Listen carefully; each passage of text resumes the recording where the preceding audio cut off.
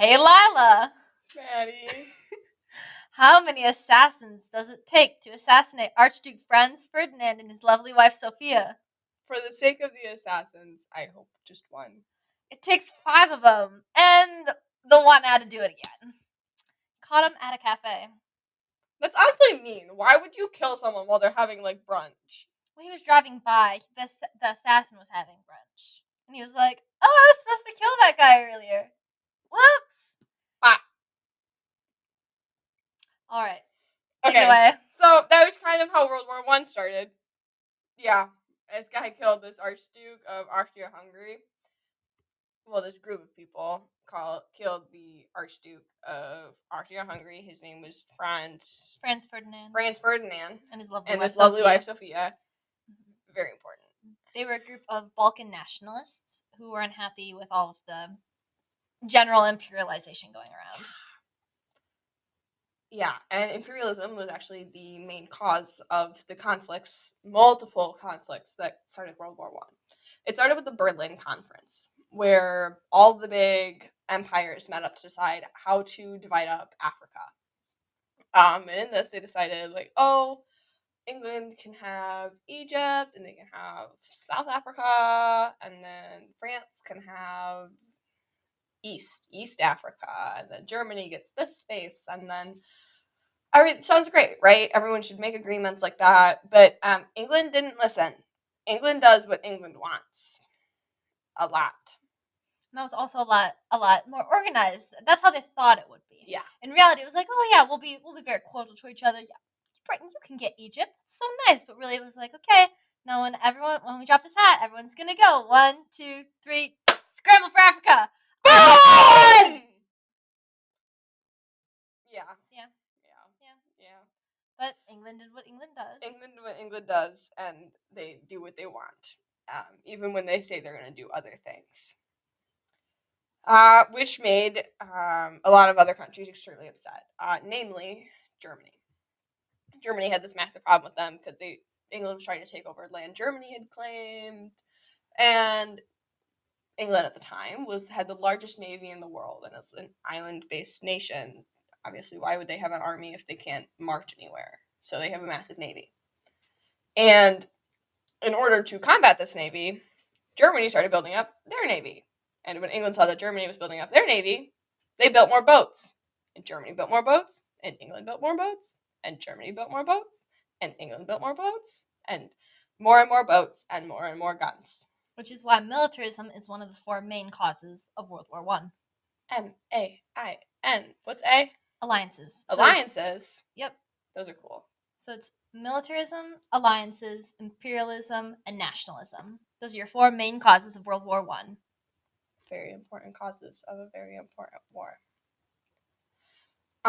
Speaking of alliances, after they were like, hey, we're both building up our navies a lot, and we're kind of just never going to stop, so I'm going to go make a few friends, and Germany befriends Austria-Hungary first, right?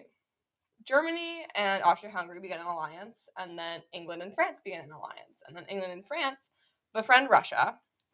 So Germany and Austria-Hungary befriend the Ottoman Empire while it still existed. And so everyone was just kind of like, grr. Lots of just grr. And nobody liked each other. Oh, the alliances! Were in alliances. And then, so... Yep, those are the And then Italy's also tossed in there, but they're not like... They don't really care that much. They're just kind of like there. They become more of a big player in World War II. So we have the Triple Entente, which is... The French one. Entente. The Triple Entente. And then Russia and England. And then there's just the Triple Alliance. Which is the other 3. They weren't very creative with their name. Like Triple Entente. That's pretty good. That's pretty good. And then Alliance. Unique. It's so unique. So. And now it's time for Lila's favorite plan ever. Schleifen plan. The Schleifen plan was a plan by this guy from Germany to attack France and then get Russia and leave England all alone. Is it the Schleifen plan or the Schlieffen plan? I-E. Hard I, hard E. Oh wait, is it E? Wait, no, it is E. It's Schlieffen. Because I'm wrong. Because I speak German, but I don't speak German well. Okay, guys. Normally you say all the letters, but sometimes you don't say all the letters. It's kind of like English, except with more letters. And words make a lot less sense. Okay, and the Schlieffen Plan was? It's so while Russia was distracted with helping the Balkans in their newfound war against Austria-Hungary, which Germany was funding, by the way. Germany was funding Blank check. Austria-Hungary. Blank check. Which Big is important part. why everything goes downhill at the Treaty of Versailles was all because of that blank check. Yes. Which basically Yes. is the blame for the entire war. Alright, back where we were.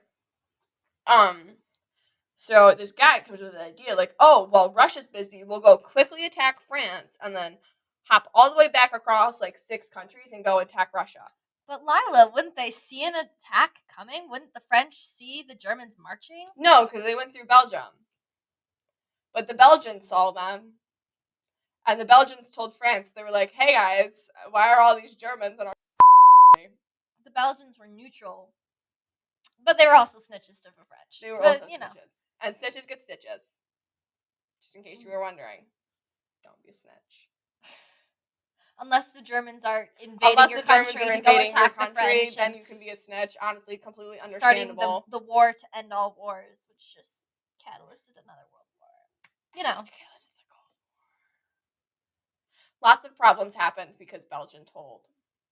Well, if they hadn't told, there'd probably be more problems. There would probably be more problems in the world, to be completely honest. And then so clearly this didn't work. And so France and Germany are locked in war for like a really long time, for like years. And this is trench warfare here. So it's not fun. There's no fun in this kind of war. There's no fun in any kind of war. But like this one specifically sucks a lot. Yeah, and I can't army crawl, so trench warfare would be very hard for me. And just I wouldn't move. It'd be really I don't funny. move when I army crawl. It'd be really funny. It's bad. This is also the time when mustard gas was invented. It was mustard gas, right? Invented. I'm sure it was known about before, but people didn't really care. It's the time of mustard gas and shovels and shooting at people and bombs. And lots of death. Wasn't this the first total war too? First total war. Which means the population was also a mess. So the civilian populations were also helping out, not just the soldiers. The soldiers fighting in the war. Propaganda. Propaganda's important. And it happens on every war, happens about every single thing. People put things out with the intention of being like, hey guys, you should help us out. You know, we're like really important. It's a good way for the government to mobilize the population in favor of their own like nationalism, the fourth main cause of the war. Nationalism is something propaganda was used for to get populations excited and nationalistic to support their own country and help out with everything they can, all the population mobilizing towards one specific goal and against an opponent whom they would depict extremely badly. Lots of stereotypes. Lots of very exaggerated features. And honestly, lots of lies as well go into propaganda. I wouldn't be able to name any of them specifically, but they exist. We all know they exist. It's like saying all blondes are stupid. We're all at least a little bit silly, but I promise I'm not that dumb, guys. Back to trench warfare. Back to trench warfare?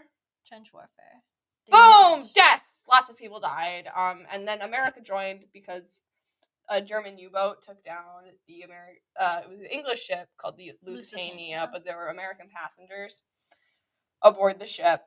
Unrestricted submarine warfare. They had a policy of isolationism, but that kind of got broken when American citizens got attacked. Yeah.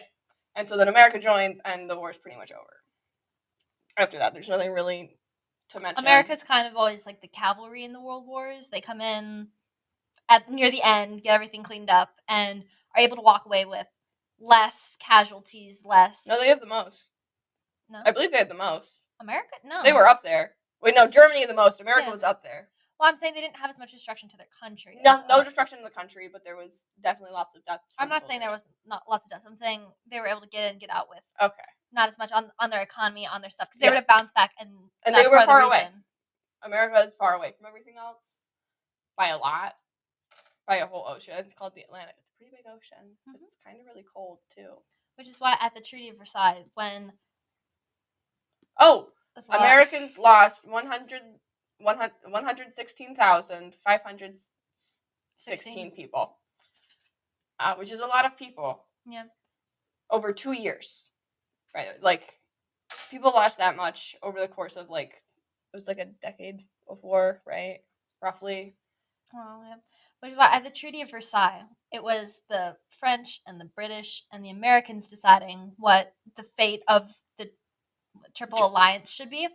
And the way they approached that plan tells you a lot about how they experienced the war. So, France, right next to Germany, experienced Lots a of lot destruction. of casualties, lots of destruction. They wanted to be the harshest on Germany. America was the exact opposite of the spectrum. They wanted a lesser punishment because their land and their economy hadn't been as much affected as them. And then, of course, Britain in the middle of both. Germany ended up being punished. Extremely harshly. They had to take down all of their factories to completely deindustrialize. Their economy was in shambles because they had to pay like millions of dollars and they didn't have any of the money. $33 billion in reparations, which they already didn't have. So they went into mass amounts of debt. Demilitarized, they did completely get rid of reparations are the three things that you need all to know of the for that. military as well. Yes, those are the big three things. And in this comes mass amounts of debts, and everybody loses all of their jobs, which is kind of a catalyst for the Second World War, but that's for another time. Anything else? She's chewing. Chew, chew, chew. Chew, chew, chew. Chew, chew, chew. We're getting there. Okay. I think that's it, unless we want to talk about more about the Depression, just right before. Which, all of this led into the Roaring '20s, if anyone knows anything about that. Everyone has so much money, and everyone's so happy, and everything's so great, and we're all having a party, and everyone's dancing, and then, oh my god, none of our money is real. Yeah, I'm going to buy that on credit. Buy that on credit. Everything's bought on credit, but credit doesn't exist because none of the money is real. And so then when people try to pull their money out of stock investments of things that aren't real or try to get their money back, they don't have any money. Nobody has any money, and the market tanks. And the American economy was holding up all the other world's economies. Because they were supporting Germany. And they were the one whose economy was one of the least damaged out of World War I. Yes. So when they dropped all the other countries right into economic depressions. Everyone, social, economic, everything was horrible. I don't know if any of you have ever read the Grapes of Wrath, but it's in a book that very clearly depicts what life was like. It was in America in the Dust Bowl, but all of this led to different levels of totalitarianism. Authoritarian regimes. Communism, fascism were the big ones. And then obviously there were other good things that came out of it, like the American president. Was it FDR? That one's FDR, right? Mm-hmm. FDR, Franklin D. Roosevelt.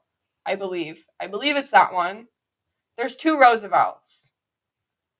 And they both do good things for the country. They were both good presidents. So, which brought America out of the Depression. I was right. Go me. You can tell I got a 5 on the English test. Not my multiple choice section. I'll go with that.